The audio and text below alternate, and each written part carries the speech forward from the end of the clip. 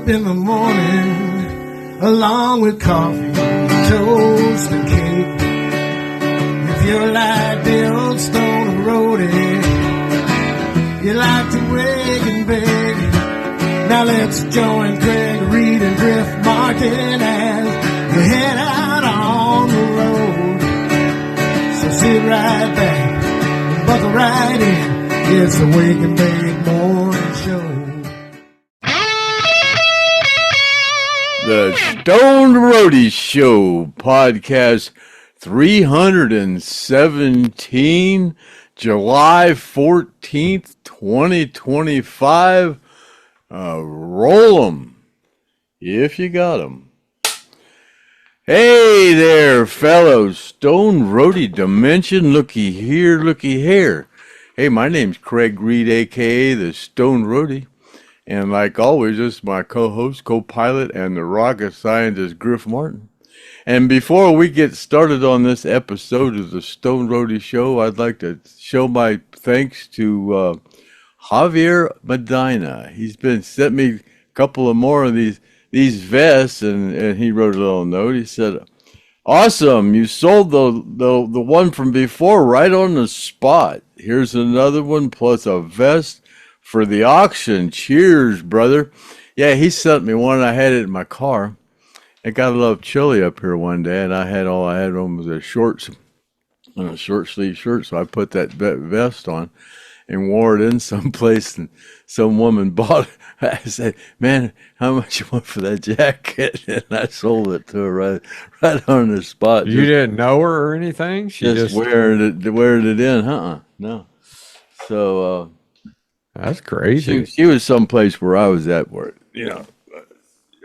mutual friendship kind of place. But here they are. I'm gonna take this microphone away from me for a minute.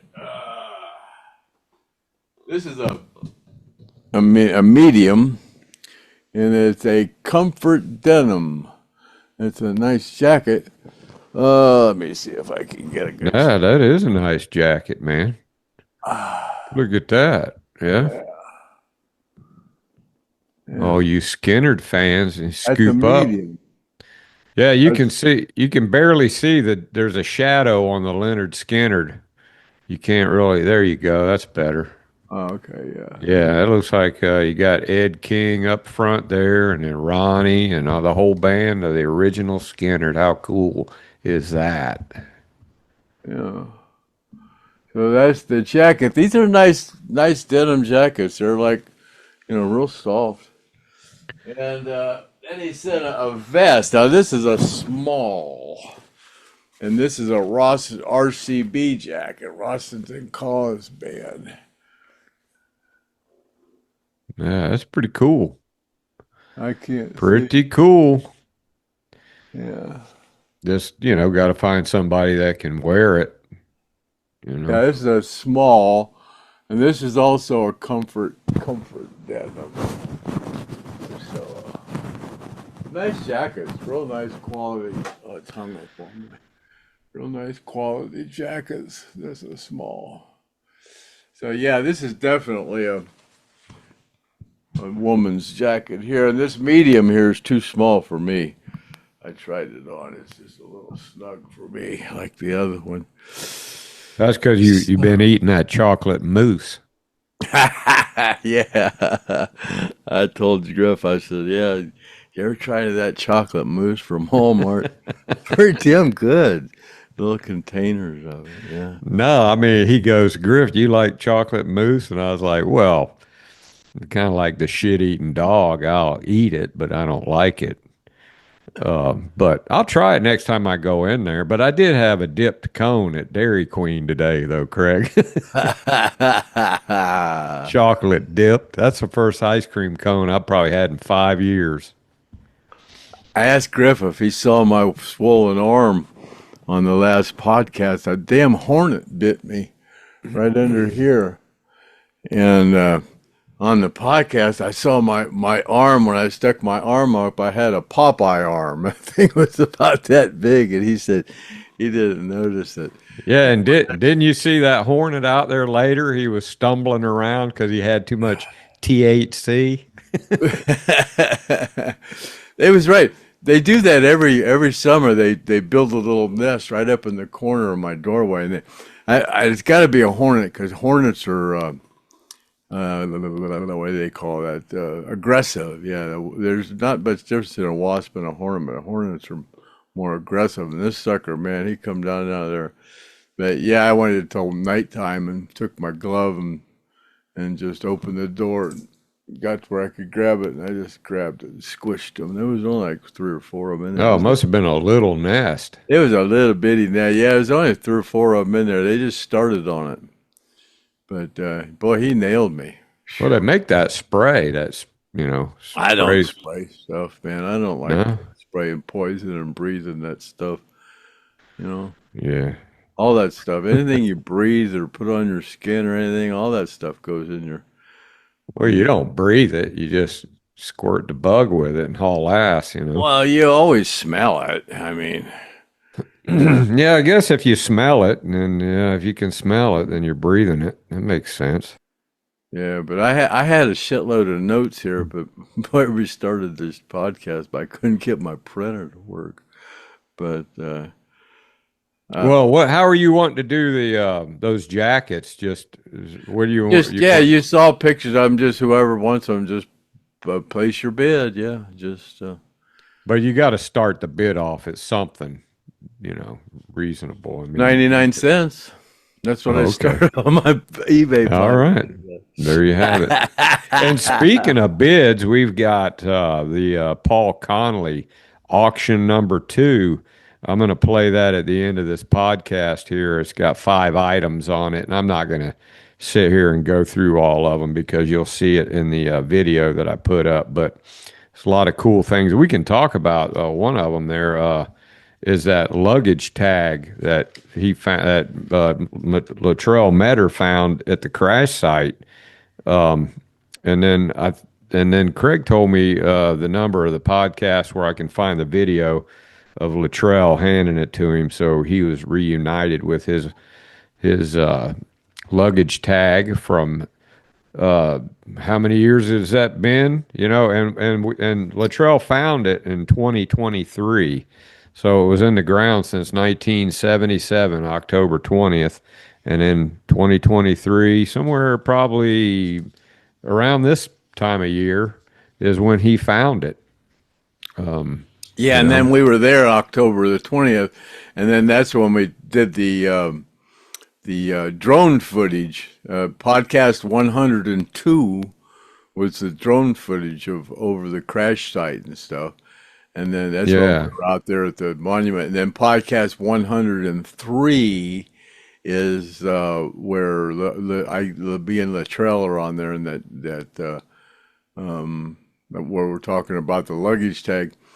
I think it's at minute marker 55. I think 55 minutes into it. I think's where that's at. If I'm not mistaken. Yeah, which is pretty cool. I mean, how but you weird show is that you're that? going to show that you're going to show that on here. Yeah, I can. Yeah, I'm going to show that video at the end of the podcast here, but I can put the tag up right now if you want to see what it looked like. But yeah, it's Paul Connolly's got another collection. You're going to. Yeah, that's what I was talking about, Craig. That's what I was saying. Well, I just wanted to interrupt you just to be an asshole. Yeah, auction number 2, and that's coming up at the end of the video. 5 items. One of them is Craig's luggage tag, where he wrote "read" on it, and he'll write you a nice letter of authenticity if you bid on it, along with the other items, and all of the items are as one auction. Nothing will be sold individually, so don't even try that because it's all one auction, just like the last one. And Craig, who won the last auction? Steve Parker. Oh God, you're Parker. I can remember Scott Parker. Scott Parker. Is it Scott? No. Steve. Steve Parker. Yeah, that's what I said to begin with. I know the last name's Parker. Yeah.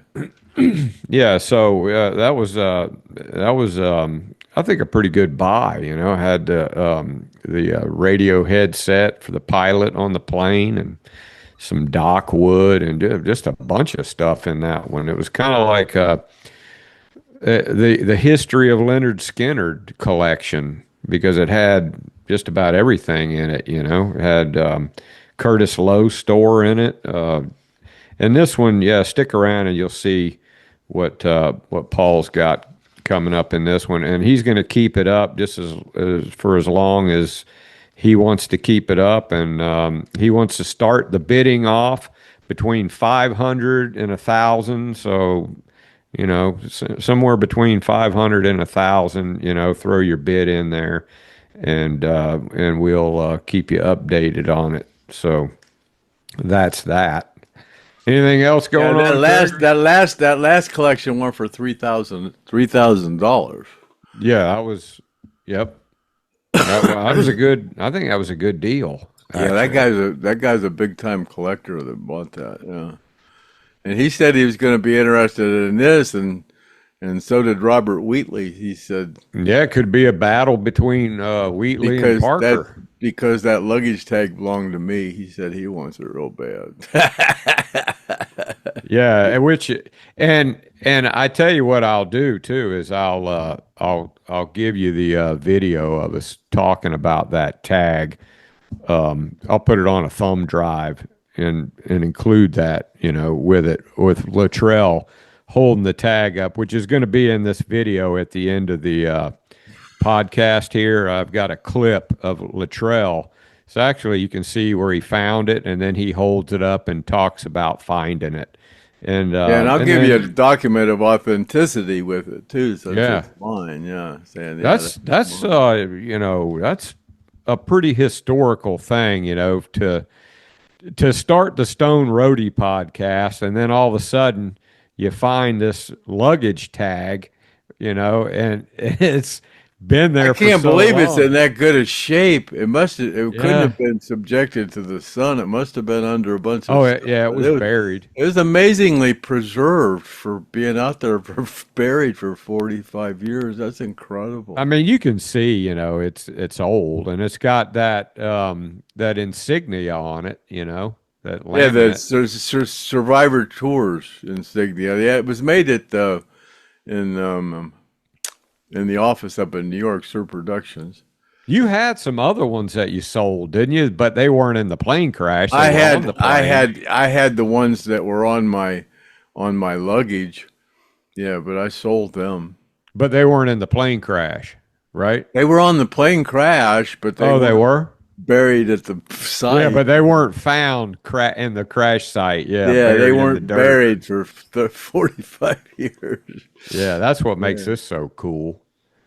But you remember, I have pictures. I have pictures of my luggage that was all mangled. Those Halliburton. Do you have a picture of the luggage with the tag on it somewhere? That would be cool if you could find that. I think you did. Maybe in your video, in your Craig reels. In the videos, all those silver suitcases at the plane, when you see the suitcases outside the plane, all those silver suitcases are all mine. Those Halliburton aluminum suitcases. I always tease Craig and say, that's why the plane ran out of gas, because he had so much damn luggage. I had almost everything I own on that damn plane. I did. I had like 7 suitcases because I was going to transfer that stuff I was getting a divorce, so I was going to transfer all that stuff up. Did anybody ever say anything like, "Man, what the hell?" I just stored it in the plane. I said, "Yeah, I'm gonna drop this stuff off in Ohio."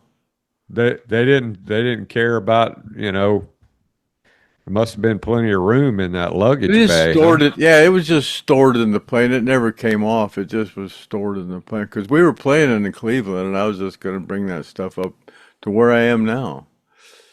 I knew it would end up here someday.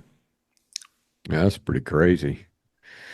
Okay, yeah, so you guys hang tight for that video at the end of this podcast with the auction on. It's just the same way I did the last one. You can actually go see it on Griff Martin, too. I always put it up on the Griff Martin files first, and it's been up there for a couple days. It don't get a lot of visibility over there, but then I'll put it up here today at the end of this podcast. So, anything else you got going on, Craig? No, I had a bunch of notes, but I lost my printer. It wouldn't print. That's why I don't have a printer, because the damn things break all the time. I don't have nothing else wrote down. Got a lot of there was comments. one thing we were talking about. We ought to put clickbait on. Oh yeah, on our podcast, like these other podcasts, because we were talking about Skynyrd. You know, their notoriety. You know, it's still so strong. And I said, yeah. Every time I turn on YouTube, there's another Skynyrd thing on there with clickbait. Like I talked about a couple of these on the last one, and this one is the tragedy of Johnny Van Zandt is so sad. You know, yeah. We'll put something on there. It's so sad. We'll put something on there like, was Ronnie Van Zant's penis really that big? A good one would be the truth about the divorce papers. And yeah, there you go. That would bring in a bunch of people. Yeah, we're really thinking about doing that. Yeah. Just to bring people in. So you people that watch, you'll know that you'll see some kind of breaking news, shocking. You'll know it's just bullshit. We're just trying to sucker people in. Yeah. Yeah, it's funny because all they talked about was, you know, Johnny stepping up and taking Ronnie's place. Yeah. Then when you watch it, it's not even on there at all. It's not even on there. Yeah. No. And the person that they have, some famous person in the thumbnail, and they're not even in the video at all. Oh, it's hilarious the way it's funny. It's serious. Yeah, we've been getting monetized pretty good. Yeah, we haven't been doing anything, saying anything that was gonna. I mean, usually it's if we play music that, like when I did that on the road and went up and saw Fortune Child, and Buddy Crump played that Freebird on Alan's old guitar, and they didn't catch it at first. It took them about a day, and then they finally caught it, and then they demonetized us. So at first I thought, oh man, we might get away with it. But that AI, man, it's pretty sharp. It goes in there and picks out some notes. That's pretty crazy how they, in my opinion, pinpointed that storm down there, right where those girls down there are at that summer camp. Yeah, they say that river raised 36 feet in 45 minutes. Man, they planned that one good. I mean, yeah, I'll have to call old John Grinstead and ask him what he thinks. Can you believe? Because they admitted those planes down there seeded those clouds. But they said it wouldn't have caused that storm. But all those flight records, those are all records of those planes that did that. There's something's going on, and all this stuff with these Epstein files. They're saying, I don't know. They're saying Trump's using these as trump cards or whatever you call them to make the deep state surrender. Either that, or he doesn't want anybody to see that he's related to it somehow. I don't think he was there. I don't know. But I would, suggest quit. If he did have something to do with it, why would you want him to get in trouble? I mean, now if they were, I'm sure he wasn't doing anything like with little children like Epstein was, but you don't want him to get drawn in there. I want him to keep doing that good job he's doing. But that's politics. Bongino said he was going to resign if that woman didn't get out of there. But I said that women shouldn't have places in politics like that. I mean, I'm sorry. And you can call me racist if you want, but every black woman in the government is trouble. Well, it's the truth. Well, I know. Show There's a lot of show things me that one are black true. woman in government right now that's worth a crap. They're all in the headlines as the mayor of Los Angeles and that Crockett woman and Waters. They're all whatever. Move on. There's I've some of stated them my that, point. like that Candace Owens. She's kind of Yeah, but she's not a senator or congressman or nothing. Yeah, She's that's just true. She's kind of turning on Trump too. But yeah. Yeah, you don't want to talk too much about the sisters. I'll leave that one in. We'll see what happens. Oh God. So yeah, anyway, we got a lot of good comments from the last podcast. We got that on the road with Griff Martin and a Gene Odom interview, which since I did that, I've seen on YouTube. He's got a lot of that information out there. He has told that story several times, but not into the extent that he's told it. Gene just cut himself with a saw not too long ago and had to get some stitches. And then the other day I saw he posted on Facebook he was changing the battery and ripped his arm open again and got some more stitches. So, yeah, he's always hurting himself, man, working on stuff. But I'll have to give him a call. I'll see this latest injury, what he did. Maybe there's a story to it. But got some comments and questions we can go over here, Craig, on the last podcast, and then we'll air that auction. Got anything else you want to No, bullshit about? probably said too much. Yeah, my Let's see how buddy it Jay, rolls. he goes, man, you guys got to watch it. You better watch it, man. You're going to get in trouble. I said, well, who? I'm trying not to talk about fat people or the flat earths. Well, if you're going down to Walmart and buying that moose, you got to be running into a few of them, huh?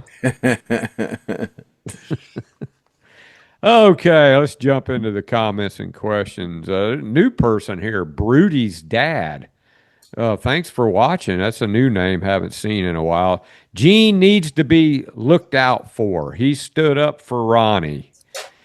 Yeah, if anybody was watching that interview, it's kind of like Ronnie was talking about how Gary was a backstabber to watch him and all that, but some people like one of our nemesis, Trav Nagara, in here. He used to be a pretty cool dude, man. I don't know what happened to you, Trav. You got hanging around that other guy, but he goes, what a load of shit, talking about Gene's interview. What about the time he stole money from Ronnie? $38,520. 6,000 of it was cash. It was checks and jewelry that he stole from hotel rooms in 1977 in Savannah, Georgia. Well, I asked Craig about that, and Craig, you remember something about that? I remember something about it, but they didn't take nothing from my room. But it wasn't Gene. It was an inside job at the hotel, right? Yeah. It turned out it was the maids and the maids' boyfriends or something like that. Yeah, who you been listening to, Trav? I don't know, man. Trav's from Australia, and he used to be really cool, and then he turned into a real, I don't know. I don't want to say the word, but it ain't good. He's the guy that uses my videos. He steals your videos all the time. He thinks he's a film director, and he puts up my video with Skinner. He thinks he's one of our nemesis. Yeah. There's another one who sometimes I think that they're both the same. That the real Trav, something happened to him, and this other guy took his name over, and he's a Joe Biden. Yeah, because something's weird about this guy, man. He used to be cool as hell, and then Craig and I even made a video for him one time well, when he was sick, he was having some kidney problems or something, and we sent him well wishes, and then he turned into a dick. Yeah. So anyway, that nice little comment from Chab about Gene stealing something, which is not true. I don't even know where you heard that story from, but Craig Oh, knows about. those people down there in Jacksonville put on those benefits for Jimmy Van Zant and a couple other people, and then they got Gene involved with the thing, and then they stole all the money and blamed it on Gene. Yeah. Well, From Gene what saw. I heard, that's from What happened was Gene caught him stealing it, and then what do? They blame it on him because he caught him. But the police know who really did it. The police have the report, and they know who did it. They caught the real thieves. But that was the what was that something Moon Festival in Jacksonville? There was a couple of them. Yeah, the Full Moon Fest or something. Yeah, I don't something know. like that. Jimmy Van Zandt had some kind of a thing for his problem, and all the money came up missing, and they blamed it on Gene. I think that's one of them. Yeah, and that's why when we were doing the benefit that we rocking for a reason. I still got my rocking for a reason thing here. Yeah, there was a rocking for a reason before that rocking for a reason, and they said Gene did something there too. So they're always That's right. That's right. That yeah, I remember that. They always got Gene involved and then blamed him for the money missing. Yeah. Yeah, but nothing happened at the last rocking for a reason. There was not even a hitch. I mean, we didn't make as much money as we wanted to, but we made some money. We made some money for the survivors. A lot of donations. Gave them like $3,000 or something like that. Yeah, $3,000 a piece, right? I don't think it was that much. Yeah, I don't remember. Yeah, it wasn't much, but it's something better than a sharp stick in the eye. Yeah, you got that right. You got that shit right. Better than nothing. At least the money didn't get stolen. Where did Ronnie get that? You got that right? You got it from that truck driver. Jim, the truck driver. You got that shit right, little Jim. You know, everybody used to say that back in the day. I remember like being in school, in high school, and then somebody say, "Man, it's colder than hell out there. You got that shit right." And that's where Ronnie got that. Well, Jim said it all the time, and it was just the way he said it with that time. You got that shit right. You know, just the way everything. He said it 10 times a day. You got that shit right. You know. Yeah. Well, I used to know guys that said it a lot too. Instead of saying yeah. If somebody say something, you got that right. And saying something, yeah, I understand. You got that shit right. See, that's what Ronnie was looking for all the time. Yeah. You know, like somebody might have said, you know, like Ronnie, maybe he got in an argument with somebody and maybe the guy went, "Hey man, just give me 3 steps, you know." Ronnie, "Hey, I'll use that in a song." You know? Yeah, he had those little sayings. And Gene's kind of witty, you know, like he came up with that preacher with the pants down thing, which you either love or you don't, you know. And that little song that he made up at the end there, which he's messing around with. But yeah, so moving right along, a little change of direction here. Jeff, he says, the titles for the first albums were genius. Who came up with those names, Pronounced and Second Helping? I know who came up with those, Al Cooper. Oh. Because I saw a video of them. They were saying, Al Cooper was like, he didn't like the name Lynyrd Skynyrd. He was saying Lynyrd Skynyrd, you know, and then somebody said, no, it's Lynyrd Skynyrd. And then, well, how are we going to put that on the album, you know, so somebody understands that? And then he goes, we just have to break it down, you know, and just like they did, you know, with Pronounced, which was genius. It was. It just reminds me of that thing about the tragedy of Johnny Van Zant. The guy said, and then Johnny Van Zant became the lead singer of Lynyrd Skynyrd. Yeah. He can't even pronounce Right. Lynyrd Skynyrd. Yeah. That's how you know it's Yeah, bullshit. this guy's giving a documentary on the truth about Lynyrd Skynyrd.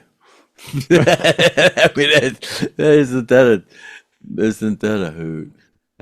Lynyrd Skynyrd. And Steve Jones wants to know, hey Craig, any stories about the Orange Bowl in 1974 with the Eagles and Leon Russell? We were Oh, just talking about the Tangerine Bowl and what was the other one I asked you about all I earlier? remember was I about that really was I was driving that Ryder truck. And I drove the truck out on the out on the field. Boy, they got in my shit about that Oh, because no of kidding. about the Yeah. sprinklers. Oh, hell. Yeah, Why did you have to drive it out in the field to unload it? I don't remember. I was high or something. I needed to get to a truck to a certain place, and there was a bunch of traffic. I just probably drove it out on the On the field. football field, you drove Yeah. the damn Ryder truck out there, huh? Oh, well, that's where the stage was set up on the field. Yeah, but you ain't supposed to drive out there Well, though. yeah, there was spots where you could, but I bet you even spun the wheels I think I tried. I think because that's pretty heavy. That Ryder that's truck, that's pretty heavy. It's not like yeah. like a van or something. That's a Oh dually. yeah, they were afraid I was gonna mess the sprinklers up. I guess there were sprinkler heads out there. Yeah. Huh. I never Yeah. seen anybody drive a vehicle on a football field before. That's a Stone Roadie exclusive. Yeah.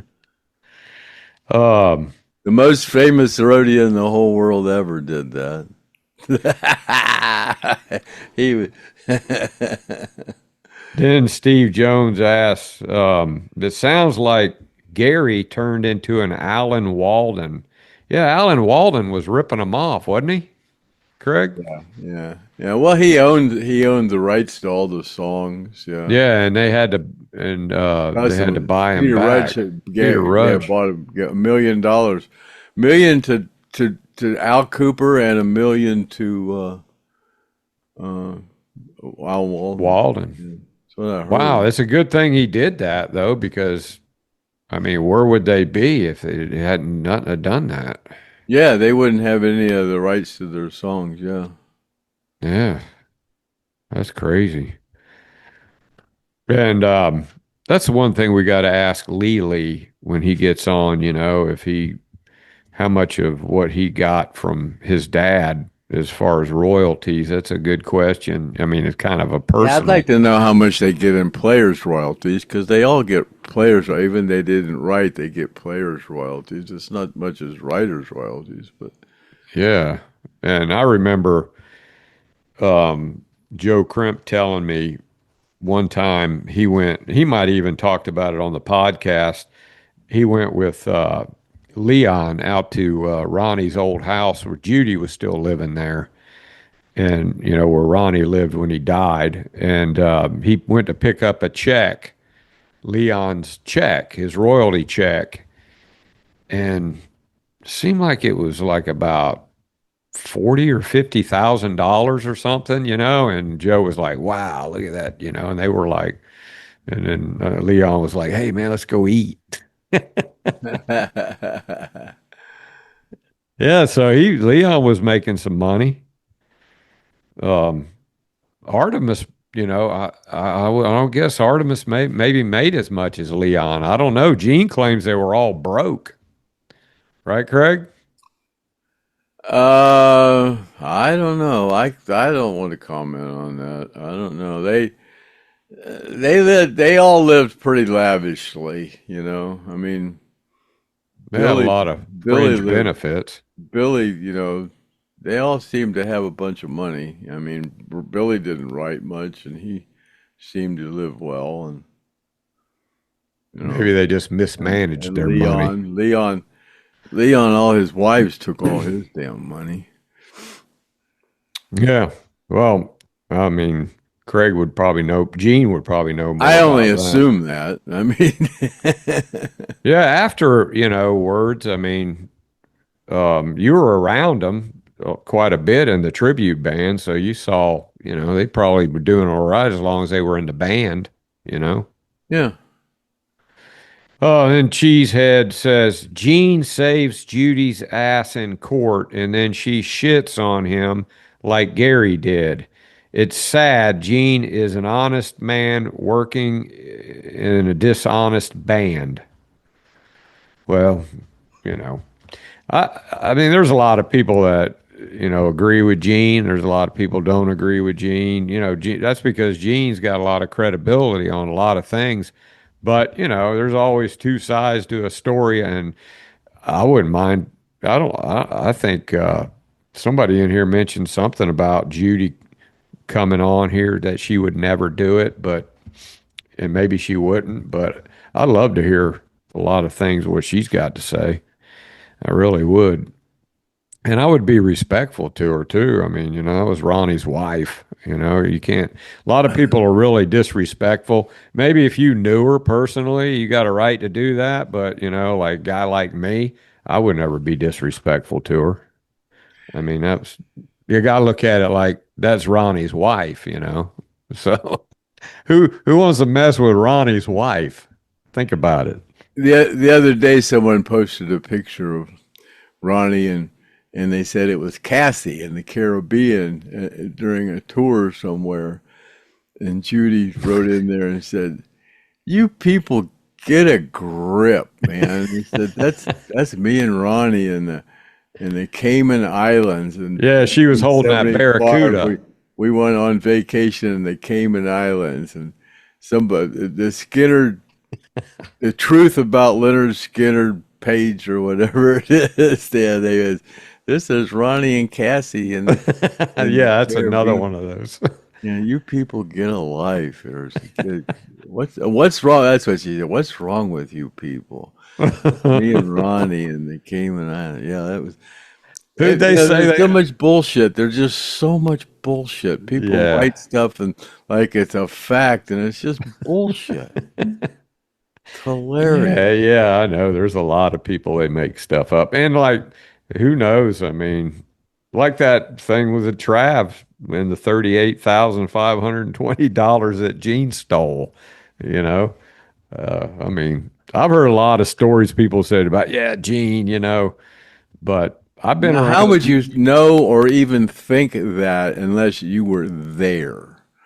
And Well, I'm here's the sure he thing. wasn't there. I've, So how could I've he make a given, statement like that? I've given Gene like shirts and I'll say, Gene, here, man, just pay me. Like I just gave him a bunch of shirts. He paid me for them right away.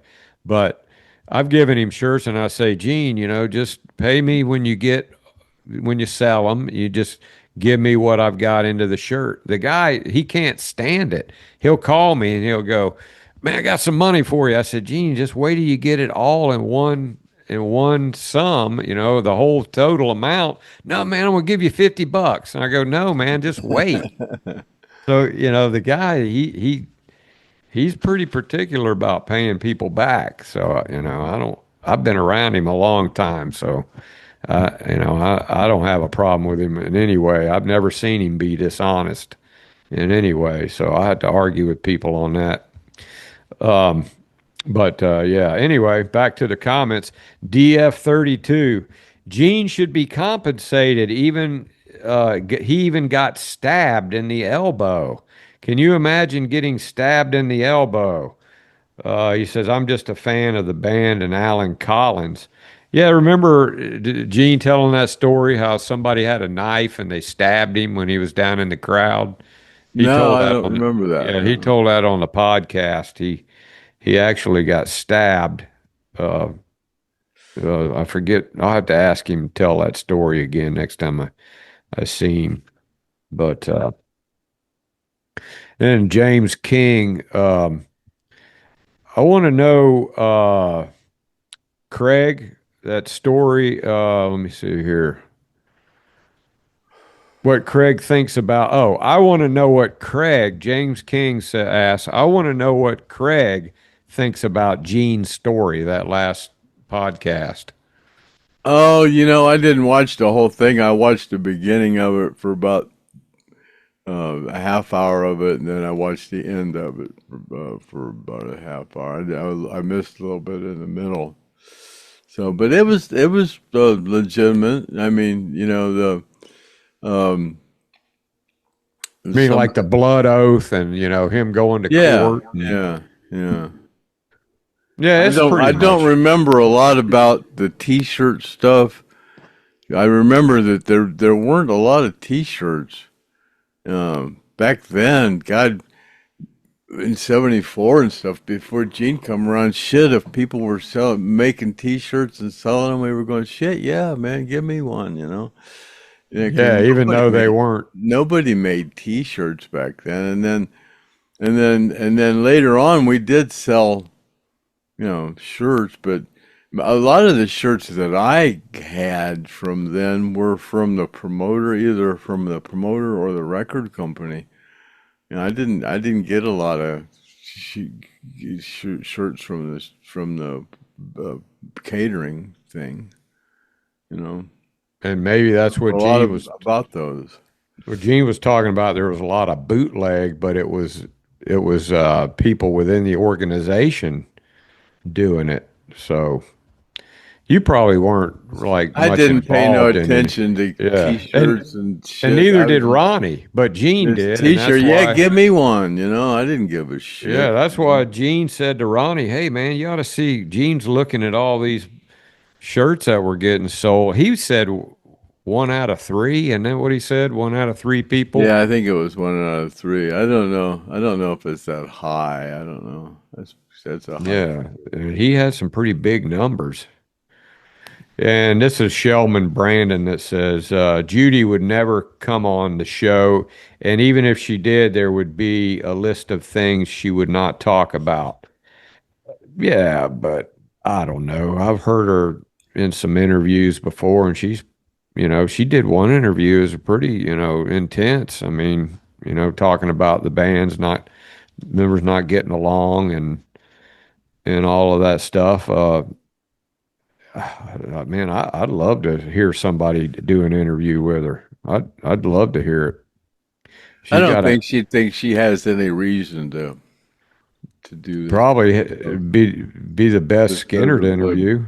huh?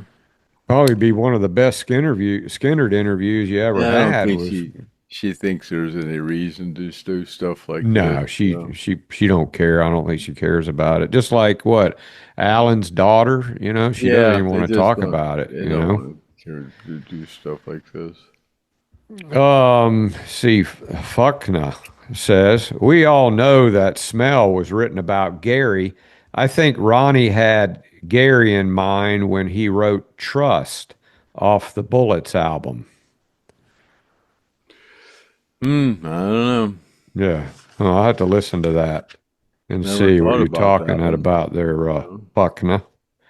That's a heck of a name you got there, man. I mean, I was kind of friends with Ronnie, but I couldn't read his mind, I don't know Yeah. what he was thinking. Even I had then to we were out listen. in the boat, fishing, I don't know what the hell he was thinking about unless he was talking about it.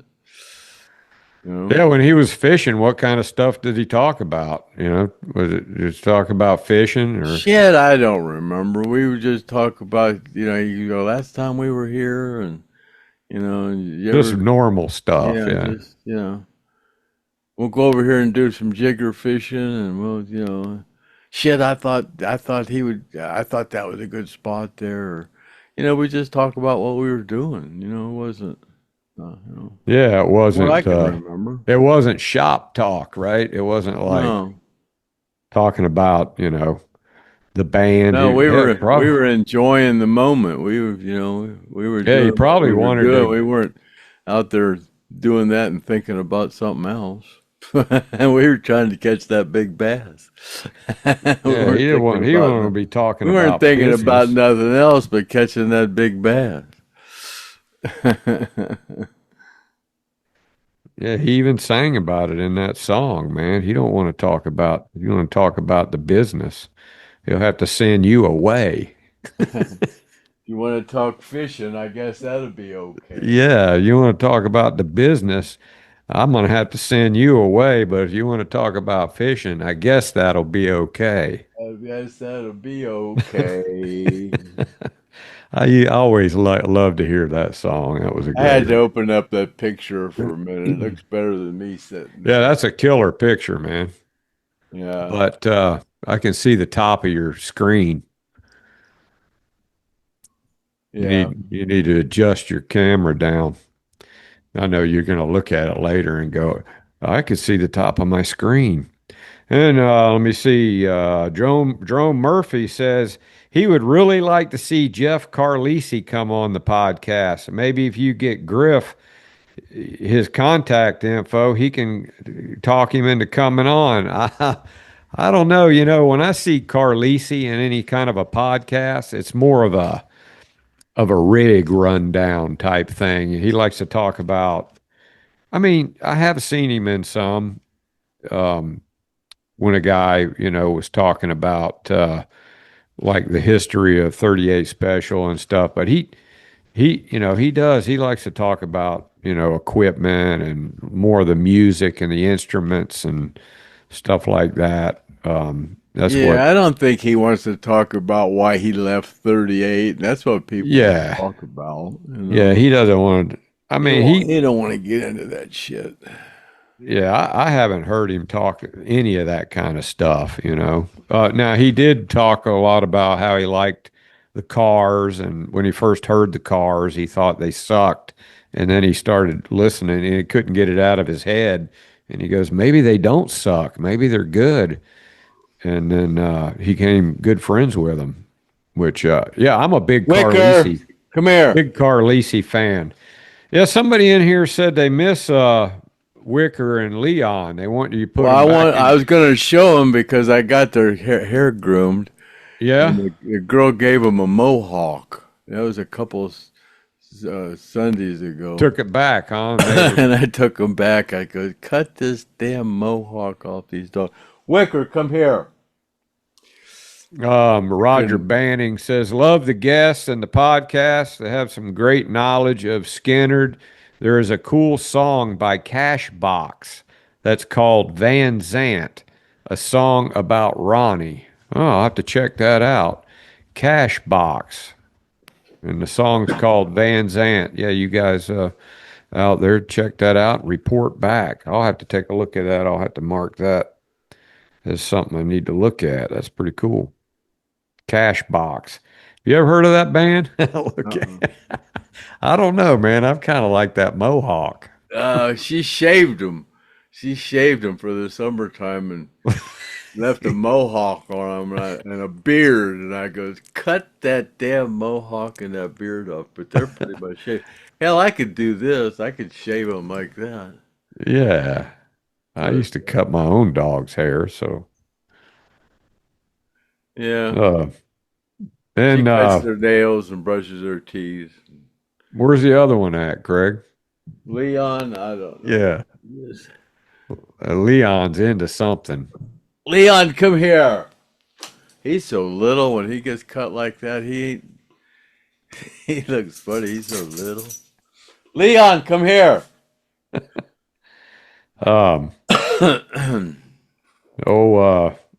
Fuckna again talks about, I love Gene, but it's going to take 36 pallbearers to carry that casket. That casket was pretty light, actually. Yeah, it was made out of cypress wood. Cypress wood's really light. It was a really light. He ain't gonna be in there. He's using it for some skit that he's doing. Look how little this sucker is here. Yeah, okay. That's the mischievous one. That's the one that got kidnapped. Leon. Yeah. Yeah. Leon's got PTSD, man. He got kidnapped, He was held for ransom and she was going to cut his throat and all that shit. Well, That's kind of like that story about Leon when he got his throat cut on the bus. Oh yeah. And they never figured out who did it, huh? No, that's a mystery. Yeah, that's one of the Sherlock Holmes's mystery. How deep was the cut?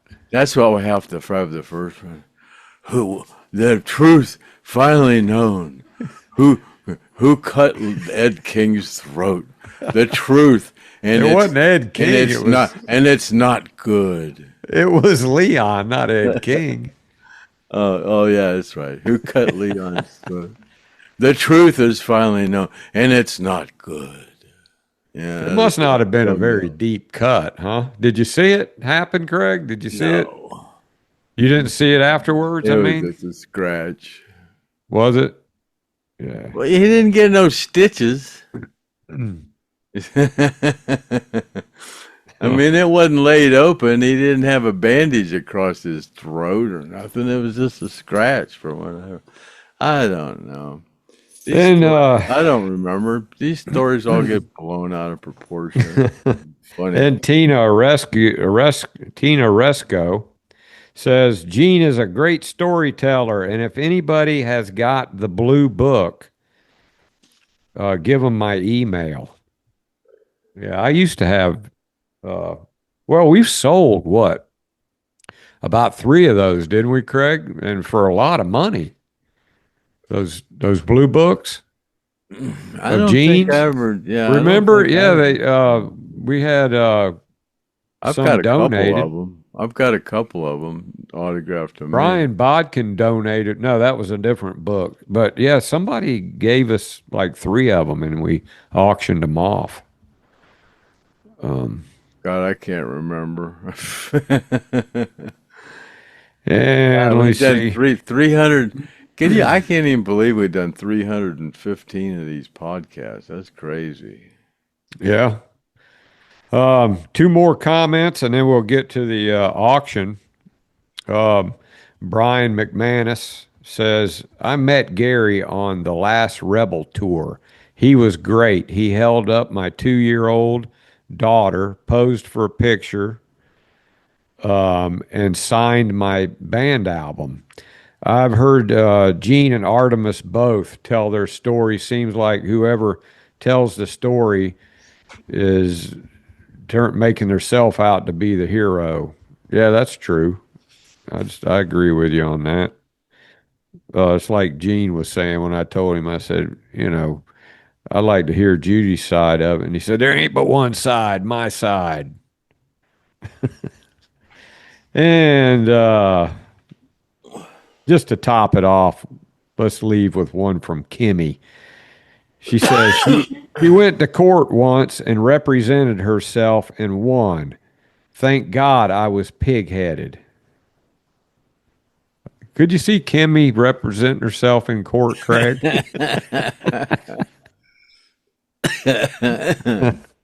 All I know is about Kimmy is what she writes, and it's not good.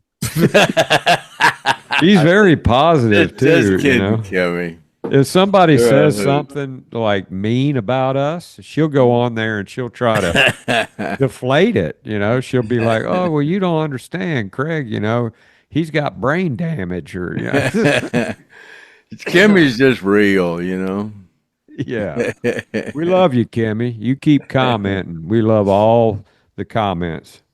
So I guess we'll go into the auction, and just remember that it starts off, somewhere around at least $500 is the starting bid. So happy bidding. Yeah. So yeah, here comes the auction, and me and Griff's out of here. Happy trails until we meet again. See you later, alligator. And here comes the video of the auction. Griff Martin here from the Stoned Roadie podcast with Craig Reed, and just want to announce another auction that Paul Conley, a guy who is friends with the podcast, just recently we had an auction on with some of Paul's stuff, and it went pretty fast. And we're suspecting that we're hoping this one will too, because some of the proceeds collected from this auction will go to the plane crash survivors, and those that follow the podcast, you know that we support the plane crash survivors from the Lynyrd Skynyrd plane crash in 1977, October 20th. So just to make it go pretty fast, because I'll be airing this on Monday morning on the Wake and Bake, and we'll play this, and this is going to go up early on the Griff Martin files.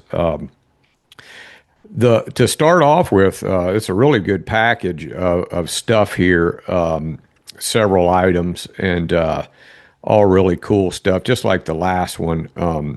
It had some Lynyrd Skynyrd plane crash stuff, and it was basically a collection of the history of Lynyrd Skynyrd, because it had Hell House wood. It was just a complete package of everything. This one is a little bit unique here because it's kind of tied to Craig in a way, in a big way. To start off with here, you see this Survivor Tour little laminate here, and you can see on the back there it says Reed.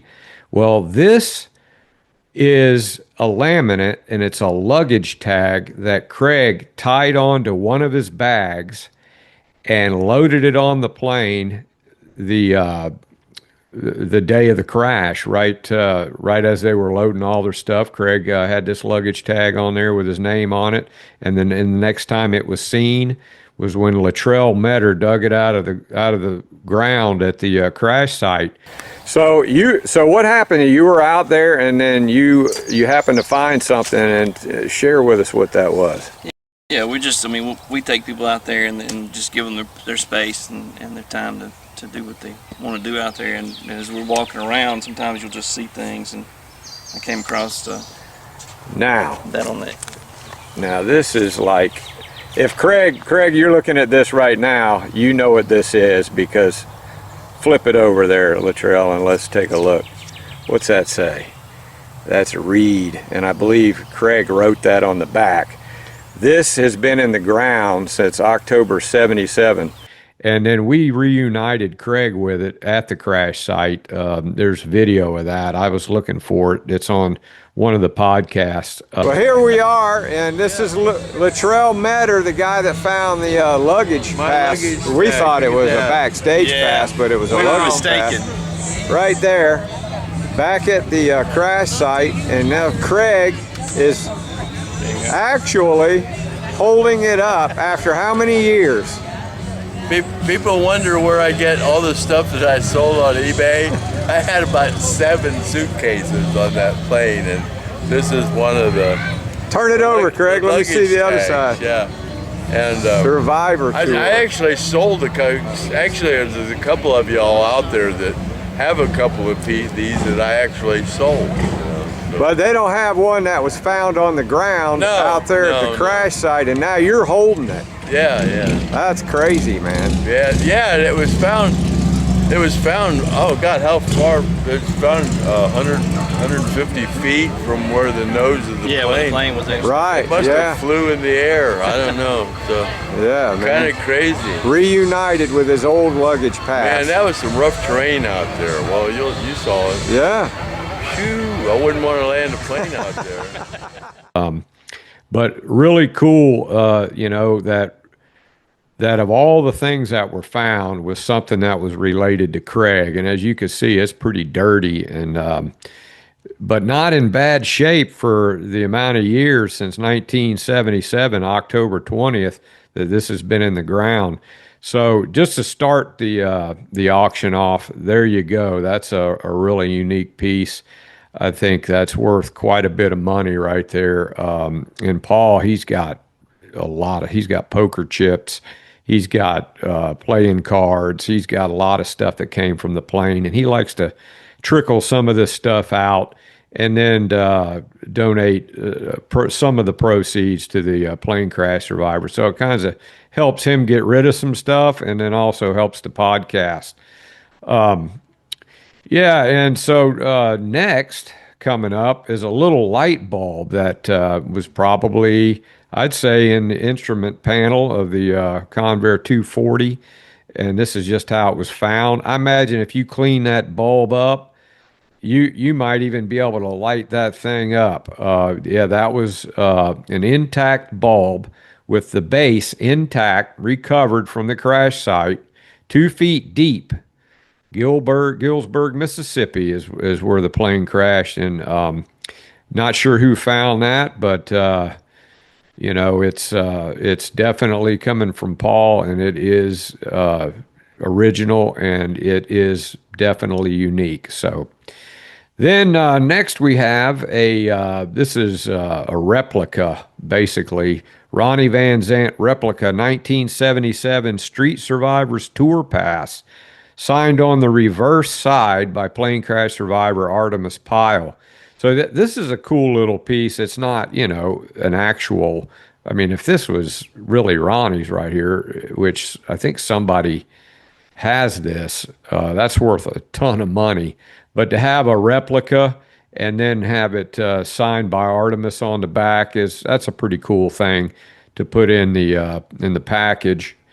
And then moving along, Edge of Forever. This is a Lynyrd Skynyrd signed CD, The Edge of Forever, signed by 9 members, including Gary Rossington, Leon Wilkeson, Billy Powell, Huey Thomason, Johnny Van Zant, Ricky Medlock, Dale Krantz Rossington, Carol Chase, and Michael Cardelloni. Wow, that's, got a lot of heavy hitters on there, You got, of course, Gary in there, and Billy and Leon. I mean, you got original members, and then you got tribute band members, and some of the heavy hitter tribute band members that we all love and respect. So yeah, that's a cool piece right there. Then just like what was on the last podcast, you've got a piece of the Hell House doc with a letter of authenticity that goes with it. Lynyrd Skynyrd historical artifact, large piece of the original Hell House doc. It's got the dimensions on it. Ronnie walked barefoot on this wood, coming up with the lyrics for every song on the first 3 albums. The doc has now been completely removed. Yeah, the dock is no longer there, and there is no sign of where you can even see where the Hell House was, because there's 2 houses built on that property now. So that is a really cool item there. So yeah, you got the Hell House dock, you got the CD, you got the replica, the Ronnie Van Zant replica, Street Survivors Tour Pass signed by Artimus Pyle. You got the light bulb that's still intact from the crash site that was found 2 feet deep. Then you've got the Survivor Tour luggage tag that was reunited with Craig. And, this, as you can see with the Dockwood, that comes with a letter of authenticity. And so that's been signed by Gene Odom and dated on the date of the plane crash. So yeah, a lot of really great items here, and I believe that you could get Craig to write you up a letter of authenticity, and say, hey, this is my luggage pass that was found, and he can describe it and maybe put a little story on the letter of authenticity for you on that luggage pass. So thanks for looking at the auction. It's going to start, I'd say start Monday. We're not going to say what the opening bid's going to be until on Monday when I check with Paul, and we'll run it as long as Paul says that he wants to run it. So that's how we worked it the last time. It worked out really well, and the individual that bought it was a top-notch guy, really good dude, and he really enjoys all the things that he got. So that'll conclude the items for the Paul Connolly auction number 2, and he'll have more stuff coming up because he's spoke to me, and he's got some stuff he wants to start unloading. Now, he has more than Lynyrd Skynyrd stuff. He's got, you name somebody in rock and roll, he's got something signed by him. I mean, anybody. And so Paul, he's a good dude, a good, honest dude, and authentic. Everything is verified, authentic, no problems. So thanks for looking, and happy bidding.